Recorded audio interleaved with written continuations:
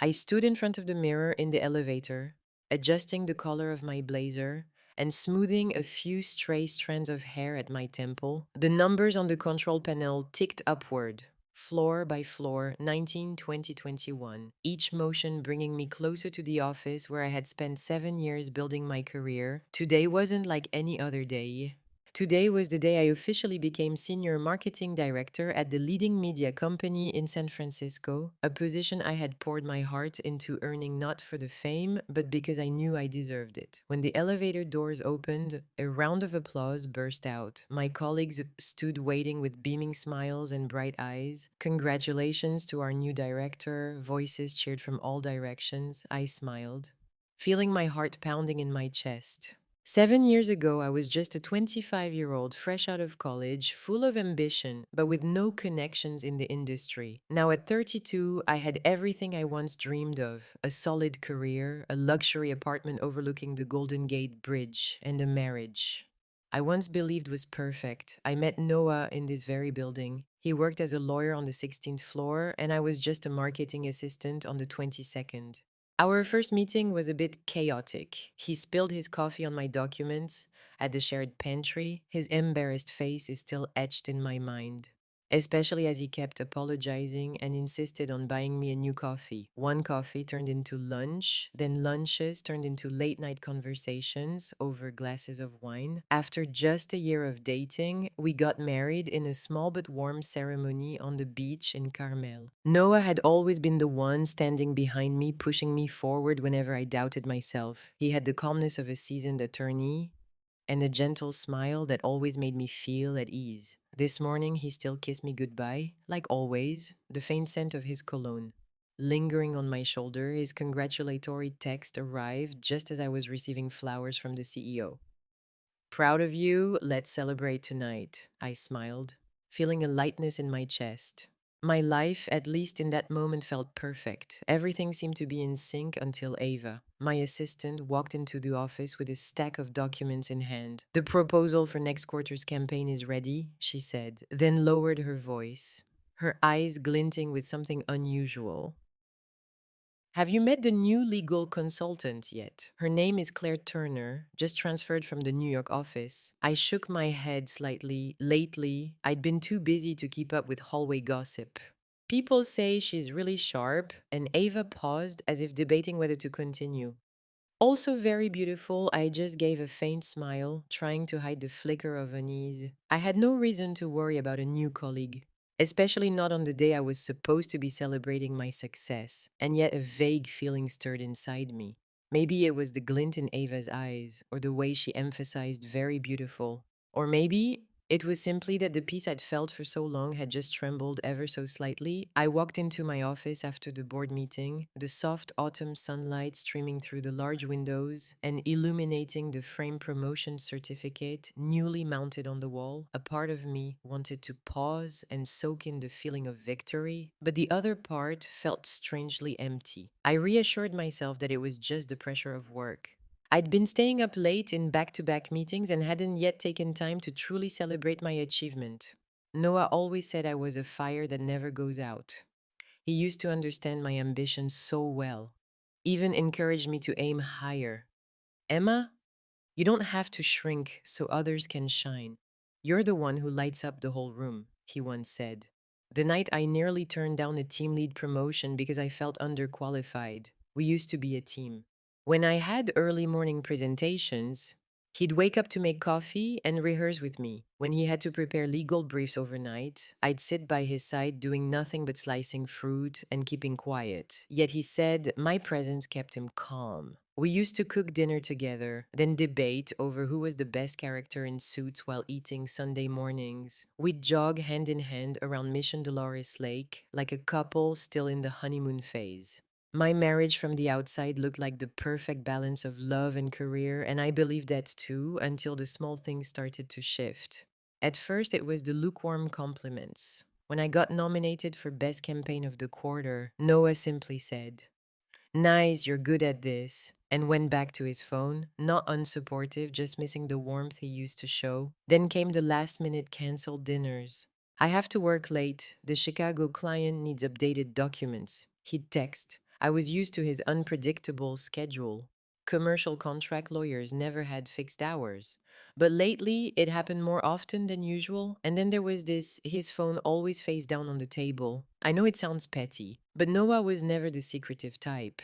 He used to hand me his phone while driving so I could reply to texts. Now he kept it with him like it was a part of his body. I kept telling myself it was just stress from a new project. Maybe I was being too sensitive, but every time he avoided my gaze when answering a question or when I walked into the kitchen and saw him quickly switching tabs on his laptop, that strange feeling in my chest returned. That Friday night, we had dinner at Le Périgord, the place filled with our memories. I picked it to celebrate my promotion. Noah showed up nearly 40 minutes late. He walked in looking tired, his tie loosened, shirt wrinkled. I smiled, trying not to mind. Did you order yet? He asked, checking his phone quickly before placing it face down. No, I wanted to wait for you. We ordered. And the conversation, once the highlight of my day, now felt scattered and half hearted, talked about the upcoming campaign. He replied with polite responses. When I asked about his new project, he just shrugged. Tough, the new partner's a bit demanding. Is Claire working with you? I asked, trying to keep my tone casual. He froze for a second, yeah. But she's just handling documents. Why Alva mentioned her? She stands out. Everyone's talking about her. Noah nodded, gave a faint smile, but it didn't reach his eyes. Yeah, Claire's smart, but a bit loud. I took a sip of wine, saying nothing more, not because I believed him, but because I was testing how bad he was at lying. The answer was very bad. I didn't know exactly what was going on, but I knew this feeling wasn't wrong. And as the waiter placed the dessert on the table, I looked at Noah, the man who used to be my whole world, and my heart whispered, "It's time to open your eyes." Monday morning, I arrived at the office earlier than usual. I had barely slept the night before. Despite the fatigue, I came in an hour early just to sit in my car in the parking lot, watching people walk in one by one. I didn't know exactly what I was looking for, just a feeling that pushed me from deep within. At exactly 7:43 a.m., a white Audi pulled into a spot. 3 spaces away, a woman stepped out with a strangely confident presence. Her lightly curled brown hair, fitted pencil skirt accentuating her tall, slim figure, and high heels clicking crisply against the concrete. I had never seen her before yet. Somehow I knew instantly this was Claire Turner.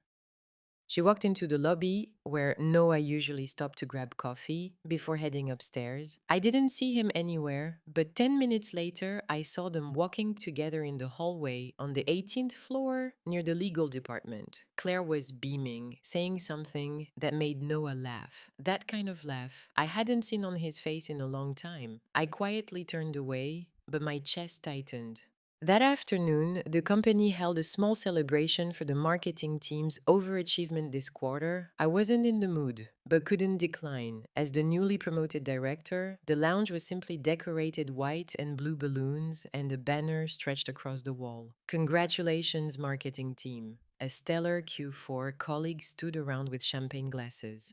Chatting about work, I had just finished talking to the COO when I saw Noah walk in, Claire right behind him. She was wearing a sleeveless red dress, far bolder than typical office attire. I tried to keep my smile as they approached. Congratulations, Noah said, handing me a glass of champagne. I'm proud of you. Thank you, I replied, my eyes glancing at Claire's polite smile. Claire. Turner, she said, extending her hand. I've heard so many wonderful things about you. I shook her hand lightly. Hopefully, all of them are true, Claire smiled. Voice as sweet as honey, of course. Noah can't stop talking about you. He says you're the smartest and most resilient woman he's ever known. A simple sentence, yet laced with subtle sarcasm and a quiet claim. I didn't react, just sipped my drink and turned to another colleague. But from that moment on, I watched. I watched every small gesture between them, the way Claire lightly touched Noah's arm when she spoke, the way he leaned toward her eyes fixed on hers. With each passing moment, the doubt inside me grew into something undeniable. That night, I sat alone in the kitchen, bathed in warm yellow light. Though my heart felt frozen, Noah texted that he had a late meeting, told me not to wait. I grabbed my laptop, opened the internal email system, and searched for Claire Turner's name under new hires. She was listed as a senior legal advisor transferred from the Chicago office, directly supporting the strategic contracts team. Nothing wrong, not a single odd word, and yet somehow, that was the scariest part. Everything looked by the book. I kept scrolling until I found her photo from the staff introduction. That smile, those eyes, that confidence. I knew her type, and I knew exactly what could happen when someone like her appeared, just as a marriage began to quietly crack. I closed the laptop and sat in silence. The ticking of the wall clock echoed in the quiet kitchen. Then I stood up, grabbed my phone, and texted Ava. Send me the full meeting schedule for the legal department over the past 3 weeks, including sessions Noah attended. A minute later, Ava replied, Do you need me to list a reason for HR? I stared at the screen for a moment before typing back, Not yet. Just keep this between us. I put the phone down and took a deep breath. I didn't know what was waiting ahead, but I knew one thing. Claire Turner didn't come to San Francisco just for work. Since the promotion party, I'd started noticing the little things in daily life, the things I used to overlook because of trust. Noah had been coming home late nearly every night. The usual reasons were documents to review difficult client or prepping for tomorrow's negotiation, all reasonable if not for the avoiding eyes and the always face down phone. We used to call each other every night, no matter how tired we were, but lately, Noah only sent a short message. Still in meetings, go ahead and sleep. It came so often I knew every punctuation mark. Weekends weren't better. He often had last minute meetings or a few things at the office and always went alone. I once suggested tagging along, maybe stopping by the bakery across the street, but he dismissed it unusually fast. Seriously, Emma, you don't want to deal with this client. It's intense. I nodded, staying quiet, but inside something was forming a flickering instinct I couldn't ignore. That Wednesday, I had lunch with Lisa at our usual salad spot on Battery Street. She was my college best friend and now worked in HR. And wet like the wind, Lisa set her tray down and looked at me carefully. You haven't been sleeping, have you? I gave a faint smile, cutting into the chicken breast. Probably just the deadlines. She said nothing. Just watched me for a while before mixing her salad. But I knew she wasn't done. Emma, she finally said after a pause, do you want to know what people have been saying? I looked up, spoon frozen, mid-air. About who? About Noah and Claire Turner. That name landed on the table like a single drop hitting cold wood. I said nothing, just stared at Lisa, nothing concrete. Lisa continued. But Claire's been showing up at meetings where she usually wouldn't be needed, and they always leave the office together, probably just work. I heard my own voice, light as a hollow excuse. Lisa tilted her head, Emma. You're not the type to get suspicious over nothing. But if someone like you starts feeling something's off, maybe something really is. I tightened my grip on the spoon. I don't have proof. You don't need proof to trust your gut. But if you want clarity, start small. Lisa placed a small slip of paper on the table. It had the email of someone in security. I'm not suggesting anything, but if you need confirmation, this person can give you office entry logs, keycard, history, hallway, camera access, all internal protocol, nothing illegal. I didn't respond right away. My heart pounded so hard it rang in my ears. After lunch, I returned to the office still reeling. While tidying up my desk, I accidentally knocked an old USB from the drawer one I used 2 years ago for campaign files. Suddenly, a thought struck me. What if I saved everything I was feeling, each doubt, each clue, like a strategy plan, just like prepping for a major pitch? Not to conclude, but to see the full picture.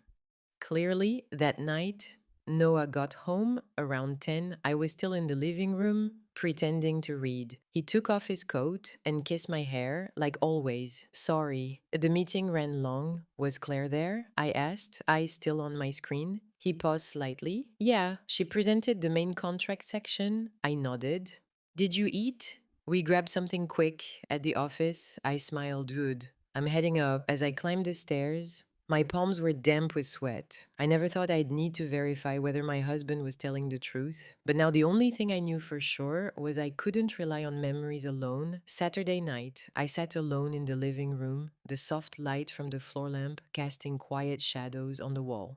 Noah had just texted that he was having dinner with a difficult client from New York. The message came at 6:32, classic of his recent messages, brief, emotionless and evasive of any specifics. I sat still, not replying, eyes locked on the phone like it was a sealed door. Part of me hesitated. I was never the sneaky type. In our 7 years together and 3 years of marriage, I had trusted him completely, but trust once cracked only needs a soft tap to shatter. A little after 10, Noah came home. He walked quietly through the living room, not realizing I was still awake. I watched from behind a cracked door, his shirt, slightly wrinkled hair, a bit tousled, and on his collar, a faint smudge of wine colored lipstick. I said nothing. I waited. He took longer than usual in the shower. When the water stopped, I walked into the bedroom where his phone was charging on the desk. The screen was still dark. I picked it up, hand slightly trembling. And then a miracle, no passcode. He had never set one. Maybe because he thought I'd never look, but I did. The first message popped up right on the home screen. Claire Turner, are you home yet? I can still remember your cologne. I opened it. What I saw made my chest feel instantly hollow. An entire string of messages going back weeks. What started as playful exchanges slowly turned into sweet talk and then into photos, undeniable ones. Photos of Claire in a hotel room, wearing Noah's dress shirt, a message sent at 1 a.m. I hate having to share you, but I know you'll choose me eventually. Silently, I took screenshots of every message, every photo, every detail. I sent them to a private email and created an encrypted folder on the cloud. The call history showed it all too. 11:14 p.m., 12:27 a.m., 2:05 a.m. Most of them on nights. Noah said he was working late. I placed the phone back exactly where it was adjusted the charger to match its original position. Then I walked into the bathroom and threw up everything left in my stomach. That night, I lay motionless in bed, pretending to be fast asleep, as Noah stepped out of the bathroom and slid under the covers beside me. He didn't hold me like he usually did. He didn't say goodnight. The next morning, I left the house early, lying that I had an emergency meeting.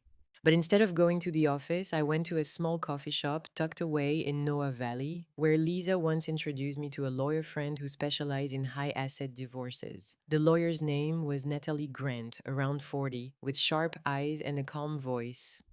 I told her everything, my hand constantly spinning the coffee spoon. Natalie listened without interrupting, occasionally nodding. When I finished, she asked just one question. Emma, do you want to handle this cleanly or thoroughly? I looked up and met her eyes. Both, but I want to do it the right way. No drama, no noise, but clear enough that nothing can be denied. Natalie smiled. Got it. We'll start with the prenup. I nodded. We signed one.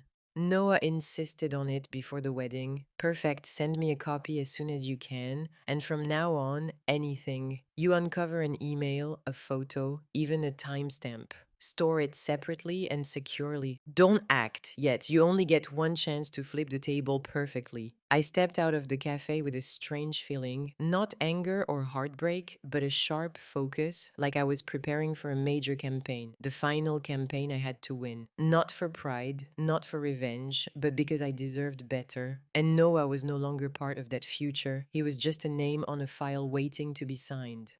Along with a list of evidence I would continue to build day by day.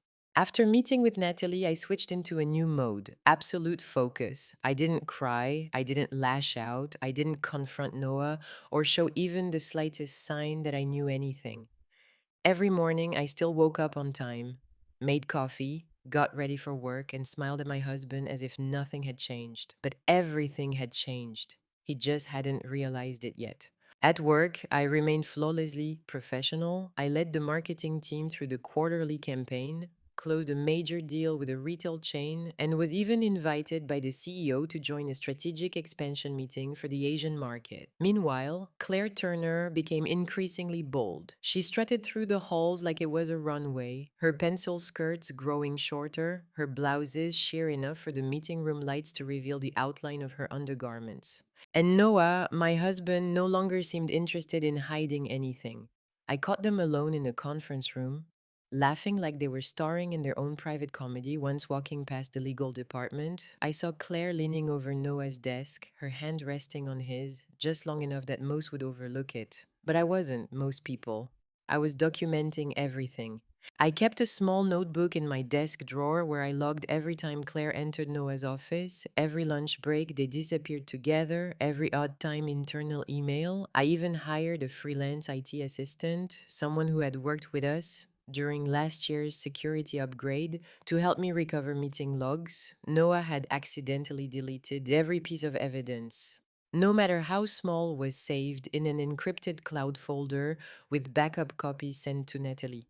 I also began using Claire's own provocations to build my case. She seemed to enjoy pushing limits. Last week, during the company wide meeting, Claire walked past me, holding a coffee, and smiled. "Congrats on the new campaign, Emma," she said, her eyes sparkling with a hint of challenge. "I've heard Noah say, 'You're incredibly talented. He talks about you all the time.'" I smiled, my expression unreadable. "Thanks. I'm really glad he's found someone he works well with." "You two seem to have great synergy." Claire flinched slightly, but quickly recovered. "You know, working with Noah is more interesting than I expected." Tilted my head. Still smiling, "I bet. But be careful. The company has strict policies about unclear relationships in the workplace." Her smile tightened for a split second. Then she walked away, her heels clicking like a retreating chess move, exactly as I predicted. Overconfident too soon.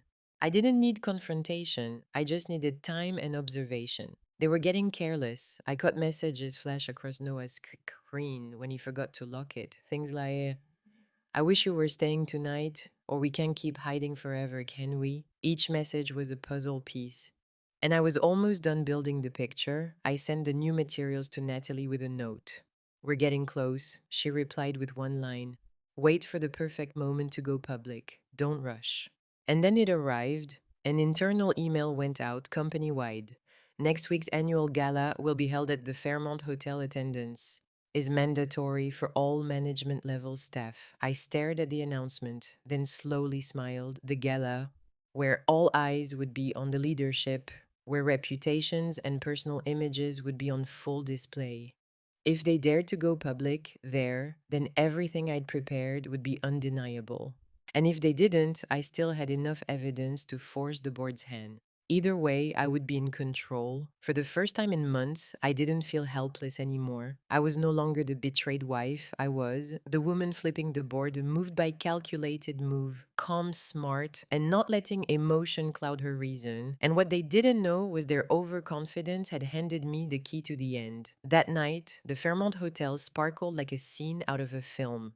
The grand hall was lined with red carpet, soft music floated from a live band in the corner, and the clinking of glasses mixed with laughter and congratulations painted the perfect picture of elite business society. I walked into it all wearing an emerald silk gown cinched at the waist, the train trailing behind each step. My hair was in a sleek updo showing off my delicate neckline and slim shoulders.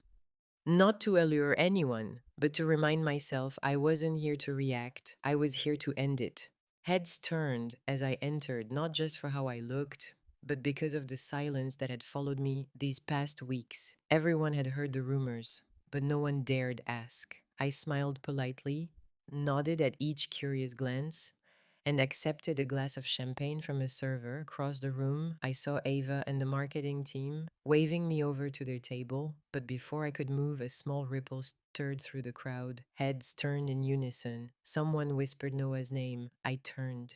He appeared exactly as I expected, dashing in a perfectly tailored black tuxedo, one hand resting lightly on Claire Turner's waist. Claire wore a silver gown with a daring slit, the kind not meant for corporate events. She smiled sweetly, her red lips catching the chandelier's light. They entered like a magazine cover, couple hand in hand, unapologetic. People whispered. I heard my name scattered among the murmurs. But I didn't care, because I knew it was time for the true colors to show. Noah saw me. He paused for a moment. Then, as if to prove something, he leaned down and whispered into Claire's ear. She laughed, tilting her head back. And right there in front of the entire company, executives, colleagues, and me, Noah kissed her. A long kiss, long enough for people to turn away in discomfort. bold enough to turn rumors into truth. I lifted my champagne glass and tilted it ever so slightly toward them. A faint smile brushed my lips. No trembling, no tears. Noah pulled back and looked at me. His expression faltered for a second. Maybe he expected me to turn away or to leave the room, or at least look shaken. But instead, I raised my glass and gave a slight nod as if thanking him for the gift he'd just delivered. I saw the color drain from his face, triumph slipping into uncertainty. Lisa stepped up beside me, her red dress as bold as the fire in her eyes. She leaned in and whispered, "You ready?" I set my glass on the nearest tray. More than ever, the loudspeaker announced the start of the award ceremony. I moved into the auditorium. I took my seat among the senior leadership, a position arranged in advance and part of the strategy I had carefully planned. Lisa sat beside me while Noah and Claire were placed at a table near the very back. HR didn't assign seating at random when my name was called for exceeding quarterly revenue targets. I stepped up to the stage, took the microphone, and looked around the room. Every eye was on me, even those two trying to pretend nothing had happened. I smiled and began my speech like a model executive. I thanked the team, the board, shared a few words about work ethic and innovation. Then I paused. My voice softened. My eyes never left Noah. I also want to thank the company for creating a transparent work environment where professional ethics are held to the highest standard. I believe that no matter what we do, integrity is non negotiable. A few people glanced at each other. No one said a word, but I saw Noah tense up, his hands clenched on the table. Claire lowered her head, lips pressed tightly together. I ended with a line as light as air, but heavy as a hammer, and sometimes all it takes is quiet observation for the truth to reveal itself. The room erupted in applause. I stepped down from the stage, head held high, heart lighter than it had felt in a long time. Because truthfully, the wound had already healed the moment I started planning. That night, I left the gala in a private car, the night breeze brushing past my shoulder, carrying a promise. Tomorrow, the game would change. Monday morning, the office air was unusually quiet, like the calm before a storm. I arrived earlier than usual, stepped into the elevator with a hot latte and a completely new mindset. The night before, after the gala, I had spent 3 hours at my home office, sitting in front of my laptop. I reviewed every single file, one last time, each message, every photo, voice recording, even the video of Noah and Claire kissing in the ballroom. Everything was carefully stored, clearly labeled, time-stamped, and geotagged. I opened the internal email system and drafted 3 separate messages. The first email went to Human Resources. Subject: report of workplace conduct violations. I attached all the evidence clearly outlining the violations, including the inappropriate relationship between an in-house attorney and an employee in the same department, actions that could lead to conflicts of interest, abuse of power, and a toxic work environment. The second email was addressed to the company's executive board. I used no emotional language. Every sentence was precise, like a professional report from a senior leader committed to the integrity and reputation of the organization. The third and most important went to the law firm where Noah held a senior attorney position. I clearly stated their legal representative had breached ethical standards, damaging the image of both associated organizations. I signed with my official title, Emma Wells, Senior Marketing Director. Lastly, I opened the drawer and pulled out a dark blue folder stamped with Natalie's firm's logo. Inside was the divorce petition, meticulously prepared, the prenup Phil had insisted on before our wedding. He was the most confident person when signing it, but he hadn't read clause 17.3 carefully. In the event that Party A, Noah Wells, breaches the obligation of fidelity and damages the reputation or professional standing of Party B, Emma Wells, in the workplace or professional community, all protections for Party A's individual assets will be rendered void. Natalie had chuckled when she read that clause. He set the trap and walked right into it. I looked at the clock. 7:59 a.m. I took a deep breath, moved the cursor to the send all button. 8. Through all 3 emails sent simultaneously. 8. EO2. My phone began to buzz. A message from Lisa.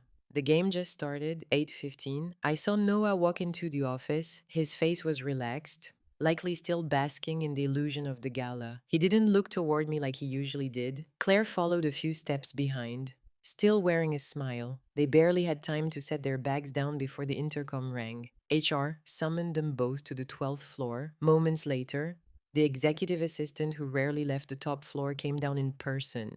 Not long after a representative from Noah's law firm showed up, silver suit and a tense face said it all. I didn't move. I sat calmly in my office, opened the Q2 marketing strategy report and began reviewing. Timelines 10:07. My phone rang. It was Natalie. Noah's side just received a divorce notice. They're asking for a private meeting before things go public. I took a sip of coffee. We'll go through the attorneys. I have nothing to say to him personally. Exactly. And one more thing, Natalie paused. They didn't expect you to have such comprehensive evidence. The gala video sealed it. I gave a soft laugh. No one should start a war without preparing the battlefield first. That afternoon, the office was buzzing.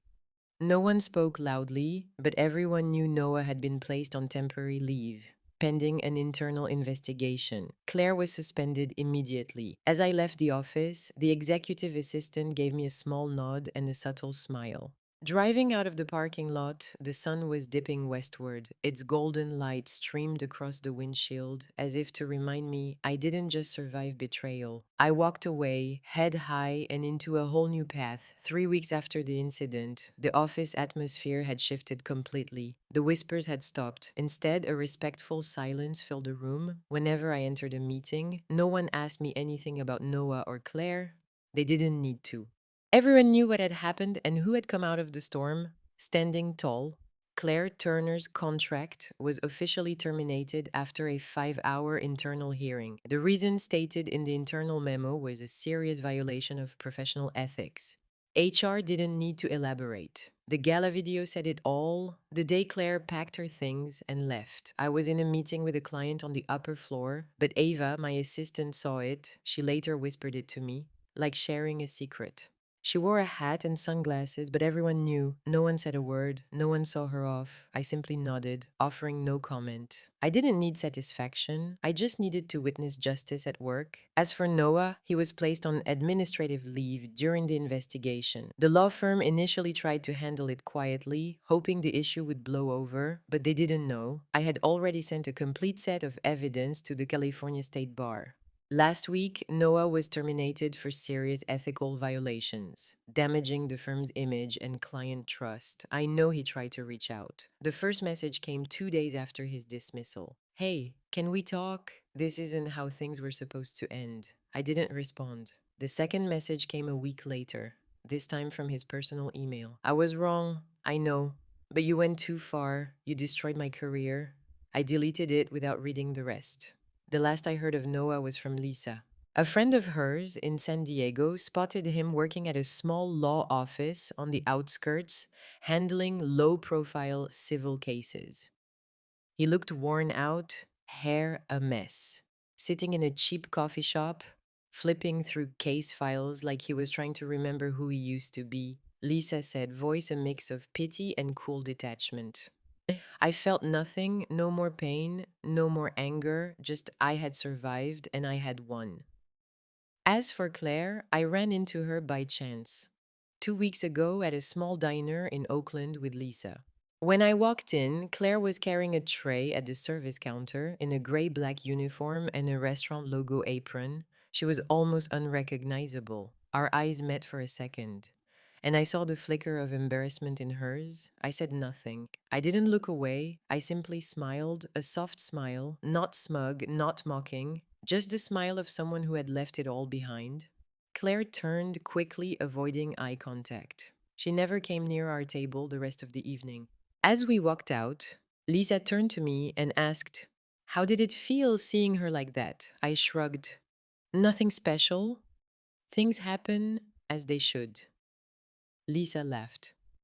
You really are a master. I just looked out at the golden lights lining the street, my heart finally still. My life now is peaceful in a way I never imagined. I moved into a new apartment in Pacific Heights, spacious, airy, and free of old memories. I no longer check my phone in the middle of the night. No more forced smiles over false words. In the mornings, I get up early, make my own coffee, listen to soft jazz, and head to the office wrapped in the quiet I never knew I needed. Sometimes I think maybe the thing that hurt me most was actually what led me to something far better.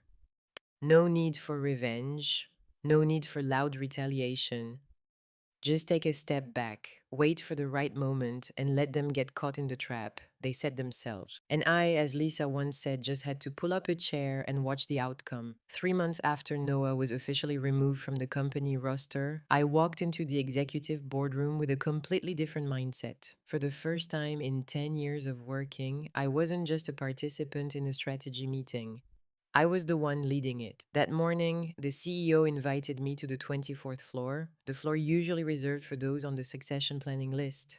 I thought it was about the brand expansion project into the Canadian market, but it wasn't. He handed me a black folder, smiled, and said, "We've been watching closely how you handled the recent crisis, professional, measured, and above all, with strength. We believe it's time to promote you to Chief Marketing Officer." I looked at the confirmation document in front of me. No need to think twice. "Thank you, I'm ready." And I truly was ready for a new chapter with no shadows, no sweet lies, and no more glances hidden behind frosted glass. A few weeks later, I moved into a new apartment on the 18th floor of a glass tower overlooking the San Francisco Bay. It wasn't lavishly large, but it was minimalist. Elegant and so quiet that each morning I could hear seagulls glide past the window.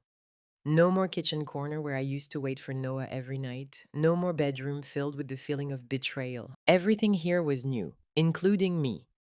I bought a gray velvet armchair and placed it by the window, where every evening I sipped white wine, listened to my favorite playlist, and read. No rushing, no checking my phone for messages.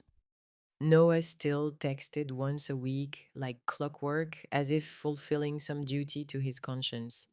"I miss you. I know I was wrong. Can we start over?" I didn't reply, not out of bitterness, but because I had nothing left to say. He was the one who walked away while I was still believing in us, and now no words could piece back what was already broken. Once he called, I saw his name flash on the screen. But I didn't answer. I just watched as the ringtone rang out 5 times and faded. Then I blocked the number, like closing a rotten door with nothing left to hold on to. Lisa visited one late afternoon, bringing lemon tarts from my favorite bakery in Fillmore. She stepped inside, glanced around, and let out a whistle. "Emma, too? This apartment is the perfect upgrade." I laughed, handing her a glass of wine. "Exactly the apartment and the woman who lives in it." We sat by the window, watching the city light up. Lisa swirled her wine gently, her eyes softening after a quiet pause. "You know," she said, "I was scared you'd fall apart back then, but you didn't just get up. You walked away like you never fell." I went silent, not because of the compliment, but because I knew Lisa meant it. I had been at the bottom of every emotion: shame, hurt, self doubt. But from that depth, I learned how to rebuild, not through vengeance, but through growth. That night, I posted a photo of my apartment window on Instagram with the caption, "Living well is not revenge, it's freedom." Dozens of comments followed. Colleagues, friends, even old acquaintances all sent congratulations. But what touched me most was a message from my mother. "I'm proud of you. You've been strong in a way no one could have taught you." I smiled. It was true. No one teaches you how to survive betrayal, how to stand firm when your trust collapses. But I had learned through experience. And now, sitting in my new apartment, taking the last sip of wine for the day, I realized the sweetest revenge isn't making someone else hurt. It's not hurting because of them anymore. Life isn't always fair, but how we face that unfairness defines our true worth. I once placed my trust in the wrong person, fell because of what I thought was unforgivable, but I chose to rise, to watch in silence and act when the time was right. The freedom, success, and peace I have now didn't come from revenge. They came from no longer letting the past control me. Living well is the strongest answer of all. What do you think of Emma's story and the decisions she made? Could you do the same in her situation? Share your thoughts in the comments. And don't forget to follow the channel for more powerful stories about family and life.